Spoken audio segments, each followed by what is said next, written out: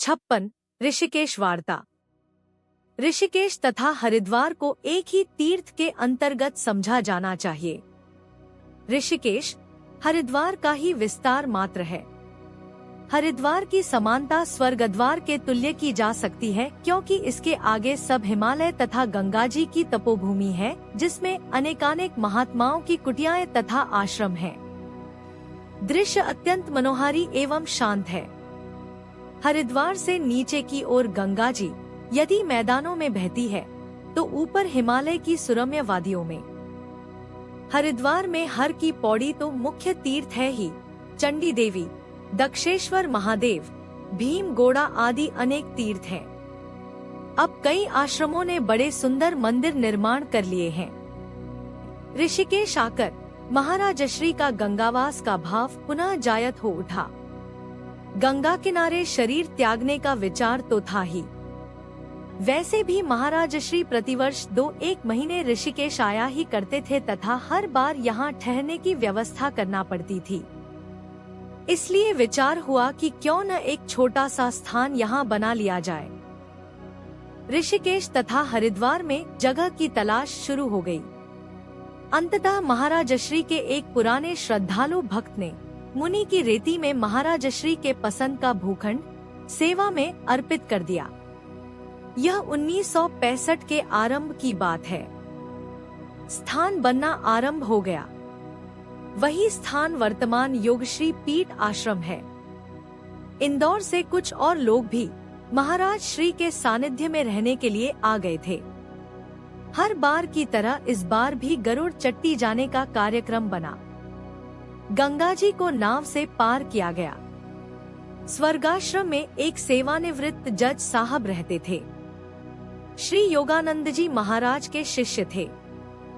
उनके मकान के पास ही एक कुटिया में कभी योगानंद जी महाराज रहा करते थे। महाराज श्री को शक्तिपात दीक्षा इसी मकान में हुई थी। हम लोगों ने वह कमरा देखा जिसमें दीक्षा हुई थी। वह कुटिया देखी जिसमें योगानंद जी महाराज रहा करते थे। फिर गरुड़ चट्टी की ओर आगे चल दिए। वही गंगा जी के साथ साथ बल खाता रास्ता, दोनों ओर ऊंचे पहाड़ तथा पहाड़ों पर हरियाली, बंदरों की उछलकूद, शांत आनंददायक वातावरण। गरुड़ चट्टी में कोई बदलाव नहीं। उजड़ी धर्मशाला, चाय की एक दुकान, गरुड़ जी का मंदिर, नीचे उतरकर गंगा जी पर छोटा सा एक घाट। वहीं भोजन बनाया, खाया। गरुड़ जी के मंदिर के प्रांगण में इस बार भी सत्संग जमा। महाराजश्री कह रहे थे, कहते हैं एक बार ऋषिगण राक्षसों के उत्पातों से अत्यंत पीड़ित होकर भगवान के शरणापन्न हुए तो भगवान भी द्रवित हो गए। उन्होंने राक्षसों का नाश किया तथा यह भूमि ऋषियों को प्रदान कर दी। इसका नाम ऋषिकेश हुआ तथा यह हिमालय की तपोभूमि के द्वार पर, किंतु द्वार के अंदर है। जब तक मन जगत का प्रभाव ग्रहण करता रहता है, तब तक साधक को शुद्ध सात्विक वातावरण में रहने की आवश्यकता बनी रहती है। वास्तव में अपना मन ही ऋषिकेश है तो अपना मन ही कोई राक्षस नगरी। मन ही तपोभूमि है तथा मन ही वासनामय जगत। जब तक मन जगत का प्रभाव ग्रहण करता है, तब तक मनुष्य को तपः स्थलियों की आवश्यकता प्रतीत होती है। वैसे तो भारत का प्रत्येक कोना तीर्थ है, क्योंकि हर जगह कभी न कभी किसी महापुरुष ने आत्मलाभ के लिए साधनरत होकर आध्यात्मिक रश्मियों को प्रसारित किया है तथा उस स्थान को पवित्रता तथा सात्विकता प्रदान कर तीर्थ बना दिया है। परंतु कालक्रम से आसुरी प्रवृत्तियों के प्रभाव से आध्यात्मिक रश्मियां लुप्त हो गई। तब मनुष्य किसी स्थान को तीर्थ तथा किसी को जगत प्रसार के रूप में देखता है, किंतु भारत भर में आध्यात्मिकता कहीं सूक्ष्म तो कहीं प्रकट बिखरी पड़ी है। मनुष्य का शंकालु स्वभाव ही उसकी मुख्य बाधा बनकर खड़ा है। शंका कई प्रकार की कल्पनाओं की जननी है।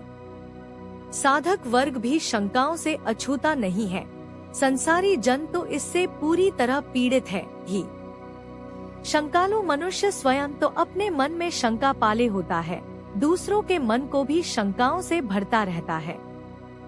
शंका तथा श्रद्धा दो विपरीत छोर हैं। जिस मन में श्रद्धा होगी वहाँ शंका का विकास नहीं हो सकता।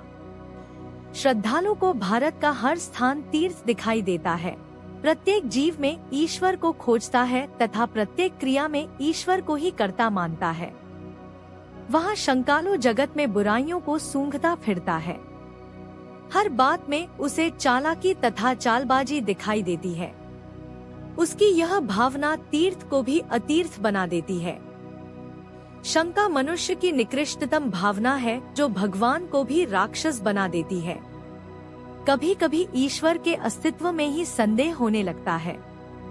शंका हंसते खेलते परिवारों को आपस में लड़वाकर नष्ट कर देती है। सुखी, खुशहाल तथा सुदृढ़ साम्राज्यों की नींव हिला देती है।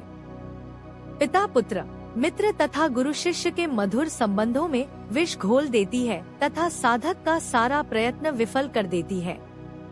भारत में तीर्थों का जितना अहित शंका ने किया है उतना किसी ने नहीं किया।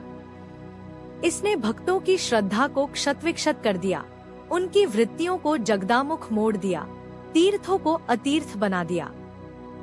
कोई समय था जब श्रद्धालु भक्त हिमालय की तपोभूमि की ओर बढ़ने के लिए हरिद्वार में प्रवेश करते थे। ऋषिकेश में उनका पांव अंदर पड़ता था तथा गरुड़ चट्टी से यात्रा आरंभ हो जाती थी। अर्थात गरुड़ चट्टी अंतर यात्रा का प्रथम पड़ाव है, जहां गरुड़ रूपी प्राण अपने पंख फैलाकर अंतराकाश में उड़ता हुआ बद्री, केदार तथा गंगोत्री, यमुनोत्तरी की यात्रा करवाता था। वह गंगोत्री जो शंकर जटाओं से अर्थात हिमालय की टेढ़ी मेढ़ी पहाड़ियों में बहती हुई नीचे मैदान में जब उतरती है तो जीव इसमें गंदगी घोलने लग जाता है।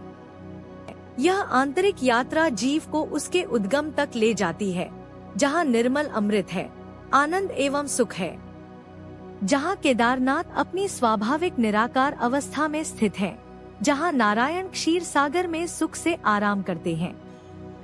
गरुड़ चट्टी उसी आंतरिक यात्रा के आरंभ का प्रतीक है तथा प्रथम पड़ाव है। आजकल तो उत्तराखंड की यात्रा सुविधाजनक गाड़ियों से सुविधाओं के साथ 8 दिन में ही पूरी हो जाती है।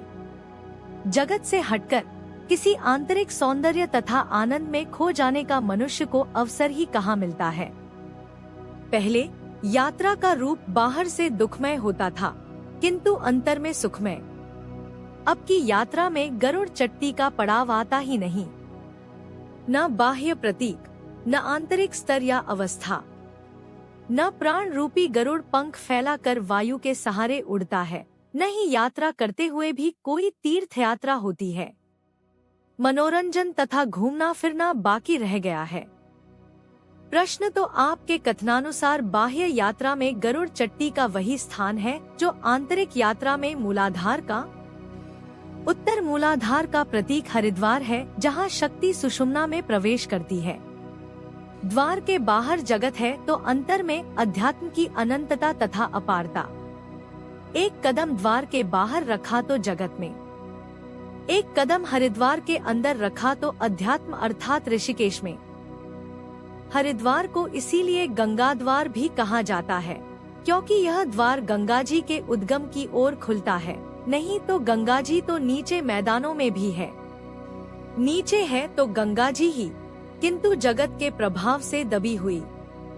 जहाँ से उसके उद्गम को मार्ग जाता है वह हरिद्वार मूलाधार ही है। इसीलिए हरिद्वार को मूलाधार का प्रतीक कहा जा सकता है। गरुड़ चट्टी आंतरिक यात्रा का स्वाधिष्ठान है। जब हरिद्वार रूपी द्वार की दहलीज लांघ कर अंदर एक पांव रखा तो ऋषिकेश में पड़ा। जब दूसरा पांव बाहर से उठाकर आगे बढ़ाया तो गरुड़ चट्टी रूपी स्वाधिष्ठान पर पड़ा। स्वाधिष्ठान का अर्थ ही है अपना अधिष्ठान या घर। इसीलिए गरुड़ जी का मंदिर ऋषिकेश या हरिद्वार में नहीं, गरुड़ चट्टी में है। यहीं से प्राण रूपी गरुड़ जी अंतर उड़ान भरने के लिए वायु रूपी आधार पर अंतर आकाश में गमन करने के लिए उड़ने की तैयारी करते हैं। अर्थात यात्रा स्वाधिष्ठान से ही आरंभ होती है। प्रश्न, किंतु इन बाहरी तीर्थ यात्राओं का आंतरिक यात्रा से क्या संबंध है? उत्तर, आजकल तीर्थ यात्रा ने जो स्वरूप ले लिया है उससे तो कोई संबंध नहीं, क्योंकि आज यात्रा का मूल उद्देश्य ही गौण हो गया है।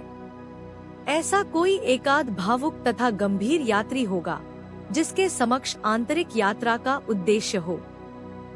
किसी समय तीर्थ यात्रा कष्ट सहन करने, मान अपमान की भावना से ऊपर उठने, साधु संग करने तथा मन को निर्मल करके प्रभु प्रेम मन में भरने के लिए होती थी।